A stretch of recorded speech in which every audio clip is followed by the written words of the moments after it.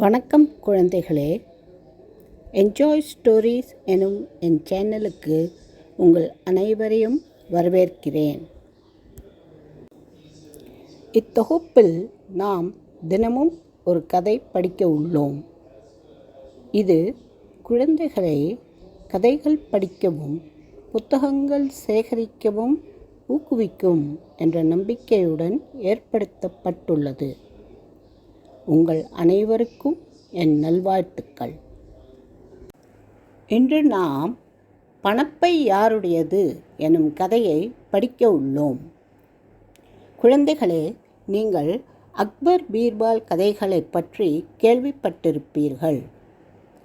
முகலாய பேரரசர் அக்பரின் பேரவையில் பீர்பால் என்பவர் பிரதான மந்திரியாகவும் ஆலோசகராகவும் பணியாற்றி வந்தார். அவர் தன் புத்தி கூர்மையால் நகைச்சுவை தன்மையுடன் நாட்டின் பல்வேறு பிரச்சனைகளுக்கு தீர்வு கண்டார். எனவே மக்கள் தன் பிரச்சனைகளுக்கும் அவரையே நாடத் தொடங்கினர். முன்பொரு காலத்தில் அக்பரின் ராஜ்யத்தில் ஒரு பணக்கார எண்ணெய் வியாபாரி வாழ்ந்து வந்தார். அவர் மிகவும் நேர்மையானவர். அவர் அண்டை வீட்டுக்காரர் ஒரு அரிசி வியாபாரியாக இருந்தார். அரிசி வியாபாரி புத்திசாலியாக இருந்தாலும் மிகவும் நேர்மையற்றவராக இருந்தார்.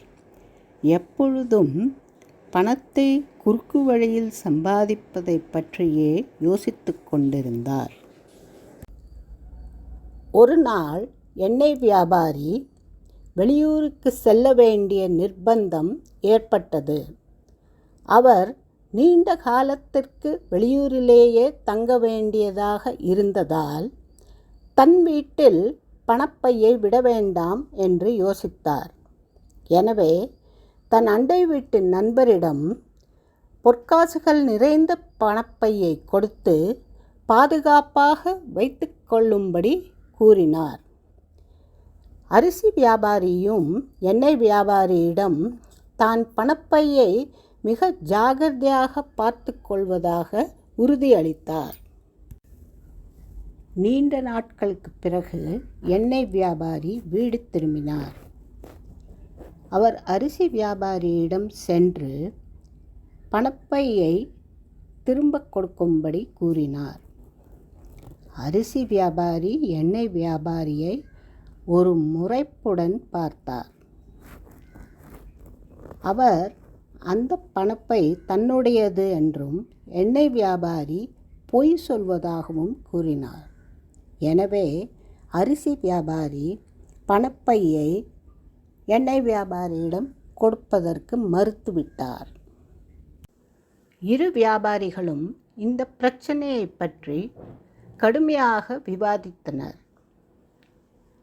பிறகு இந்த மோதலை பீர்பாலிடம் எடுத்து செல்லலாம் என்று தீர்மானித்தனர்.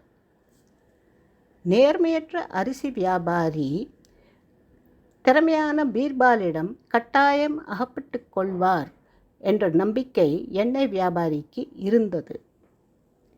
இரு வியாபாரிகளும் பீர்பாலின் வீட்டை அடைந்தனர்.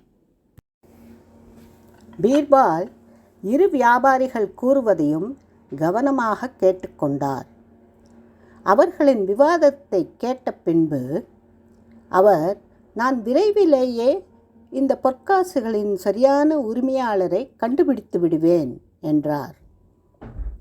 சிறிது நேரம் கழித்து அங்கு நின்று கொண்டிருந்த காவலாளியிடம் ஒரு பெரிய பாத்திரத்தில் தண்ணி நிரப்பி அதனை மேசை மீது கொண்டு வந்து வைக்கச் சொன்னார். தண்ணீர் நிறைந்த பாத்திரம் கொண்டு வரப்பட்டது. பீர்பால் பொற்காசுகளை அந்த தண்ணீரில் போட்டார். சிறிது நேரம் கழித்து அவர் தண்ணீரை உற்று நோக்கினார். அப்பொழுது தண்ணீரின் மேற்பரப்பில் ஒரு மெல்லிய எண்ணெயின் அடுக்கு ஏற்பட்டிருப்பதை கண்டார். உடனே பீர்பாலுக்கு எண்ணெய் வியாபாரி தான் பொற்காசுகளின் உரிமையாளர் என்று புரிந்துவிட்டது. அரிசி வியாபாரி ஒரு ஏமாற்றுக்காரன் என்றும் நிரூபணமாயிற்று.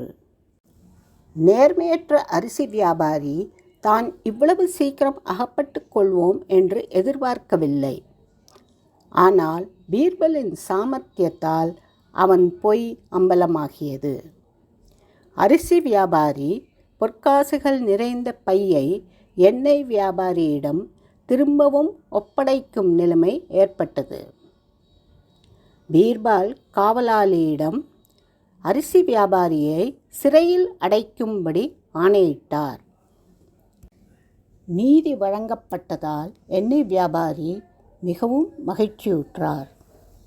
அவர் தன் நன்றியின் அடையாளமாக பீர்பாலுக்கு ராஜ்யத்தின் மிக உயர்ந்த ரக எண்ணெயின் பீப்பாயை பரிசளித்தார். குழந்தைகளே, இந்த கதையை பார்த்து கேட்டு நீங்கள் அனைவரும் மகிழ்ந்திருப்பீர்கள் என்று நம்புகிறேன். கட்டாயம் என் சேனலுக்கு சப்ஸ்கிரைப் செய்து உங்கள் நண்பர்களுடனும் குடும்பத்தினருடனும் பகிர்ந்து கொள்ளவும். நாம் மீண்டும் வேறொரு கதையுடன் சந்திப்போம். நன்றி.